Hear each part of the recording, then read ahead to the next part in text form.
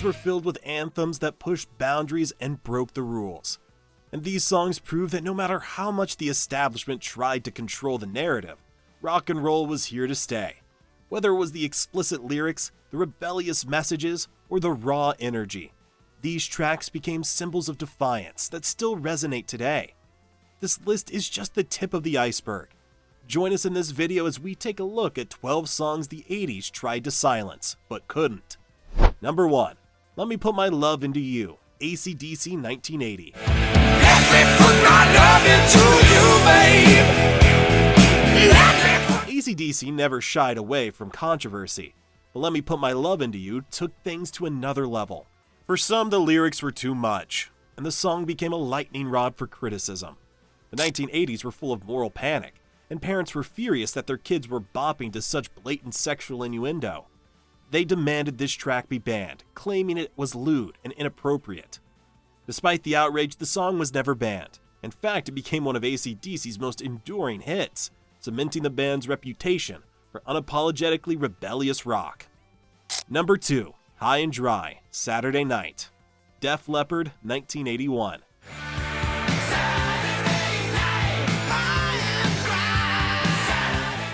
Def Leppard's High and Dry Saturday Night is a glam rock anthem that defines the spirit of 80s excess, especially the kind that comes with a drink in hand.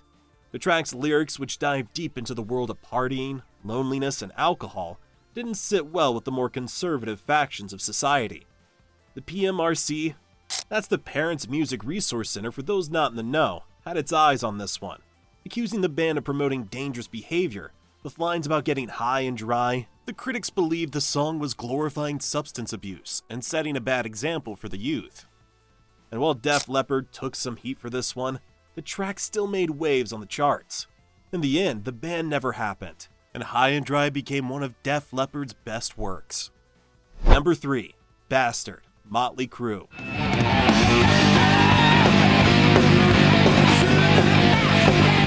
The track is a full-throttle assault, complete with harsh, violent lyrics that had parents and critics throwing their hands up in horror. The title alone, Bastard, was enough to get some up in arms, but it's the dark, chaotic energy of the song that pushed it over the edge. The Crüe's brand of rebellion was always loud, but this song pushed into unsettling territory. Critics feared it glorified violence and chaos, with lyrics that seemed to revel in destructive behavior. The PMRC, ever watchful for anything they deemed dangerous, quickly added it to their watch list, hoping to keep this track from getting too much attention. But in the end, Bastard was never banned, and it continued to live on as an anthem for anyone who loved the raw, untamed side of rock and roll. Mötley Crüe were the kings of shock, and this track was a perfect example of their devil-may-care approach to music. Number 4. Suicide Solution, Ozzy Osbourne, 1980.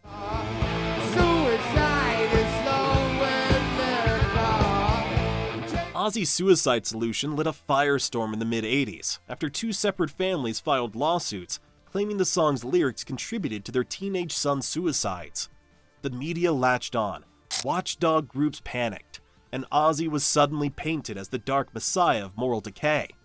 Despite the fact that Ozzy himself said the song was actually a warning against alcoholism, written in memory of AC/DC's Bon Scott, who died of alcohol poisoning. Still, the heat was real. The court battles dragged on, putting the First Amendment on the stand right alongside Ozzy. But in the end, the lawsuits were thrown out. The judge ruled the lyrics were protected speech, no matter how dark or uncomfortable they made people feel. The outrage was loud, but Suicide Solution remained unbanned and one of rock's timepieces. Number 5.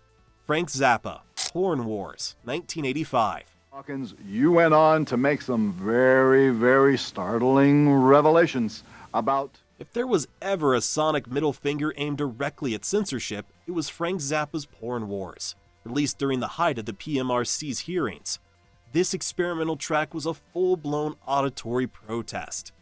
Zappa mixed real audio from Senate hearings, distorted voices, electronic effects, and satirical commentary into a chaotic collage.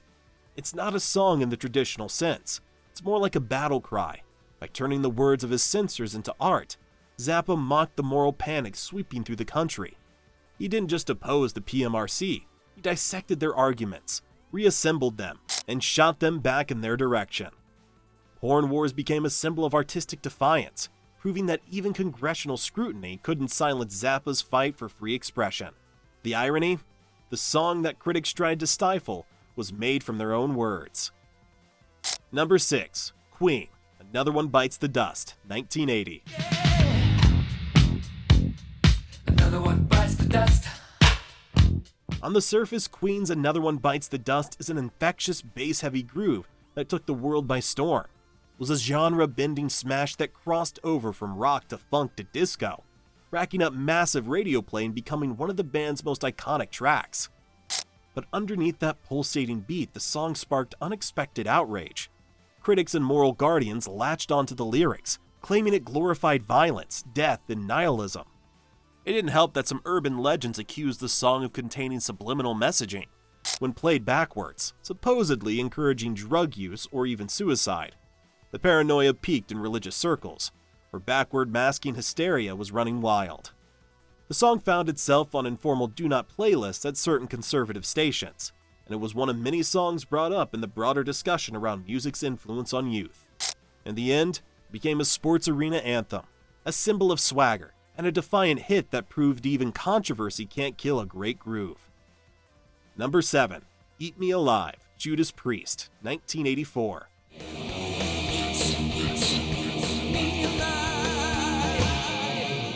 Judas Priest's Eat Me Alive was the heavy metal anthem that got more attention for its potential to cause public outrage than for its musical achievements. The song's explicit lyrics, including references to violence and sexual assault, caught the attention of the PMRC, who immediately placed it on their radar as part of their ongoing crusade against what they deemed corrupting influences. Parents, religious groups, and critics expressed outrage, accusing the band of glorifying dangerous behavior. The Judas Priest stood their ground, defending the track as nothing more than a metaphor for emotional intensity and rebellion. Despite the fury it ignited, Eat Me Alive wasn't banned. The track became a symbol of the genre's unapologetic attitude, turning its controversy into a badge of honor that many fans embraced. Number 8. We're Not Gonna Take It, Twisted Sister, 1984.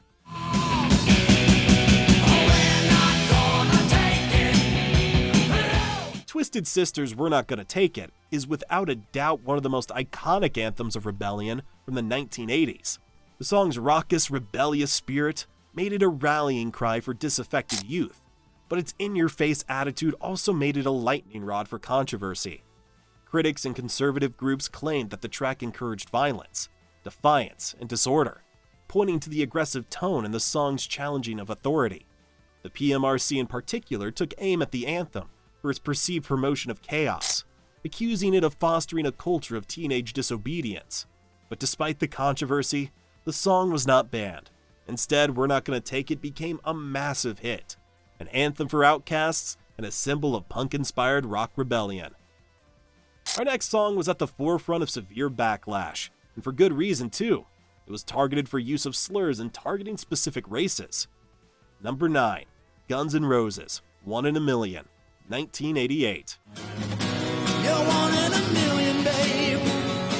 You're a shooting star. If there was ever a song built to piss people off, this was it. With One in a Million, Guns N' Roses did more than just poke the bear. The lyrics were filled with slurs targeting black people, immigrants, and the LGBTQ+ community, and it sparked immediate and furious backlash. Activist groups called for bans, radio stations refused to touch it. Even some fans were stunned. And yet the song was never officially banned. The firestorm eventually burned out, but not before leaving a scar across the band's image that still divides opinions today. In an era where censorship was becoming increasingly popular, One in a Million walked away uncensored, bruised, infamous, but untouched by the ban hammer. And speaking of controversy hiding in plain sight, our next entry is a chart-topping anthem with a line that radio stations still argue about to this day. Number 10. Dire Straits, Money for Nothing, 1985.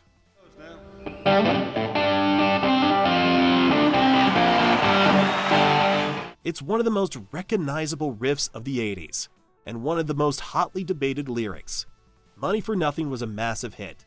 It's catchy, it's clever, and it caught hell for dropping a homophobic slur right in the middle of its second verse. The offending word sparked outrage across multiple countries, In Canada, the Canadian Broadcast Standards Council actually attempted to ban the unedited version in 2011. Yep, nearly 30 years after it came out, only to stay the course after massive backlash. In the US and UK, radio stations scrambled to air censored versions. Critics debated the intent. Was it satire? Was it realism? Was it just lazy writing? Whatever it was, the push to erase it came fast. The song itself, it survived untouched. No ban, no recall, no censorship law could stop it from becoming a part of rock radio history. The riff still plays, the controversy still lingers, and Money for Nothing proved that once a song hit the cultural bloodstream, trying to erase it is like trying to put toothpaste back in the tube. But trust us, the 80s weren't done trying. Number 11, Trashed, Black Sabbath, 1983.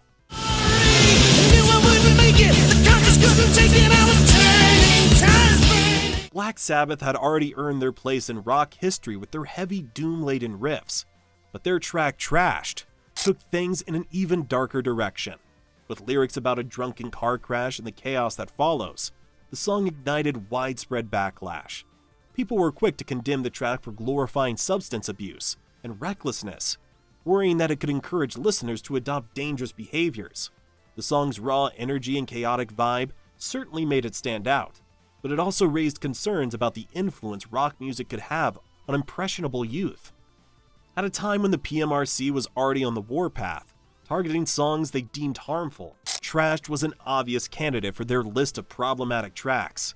Despite the criticism, the song didn't get banned, and in true Sabbath fashion, it only served to fuel their rebellious spirit. Number 12, Into the Coven, Mercyful Fate, 1983.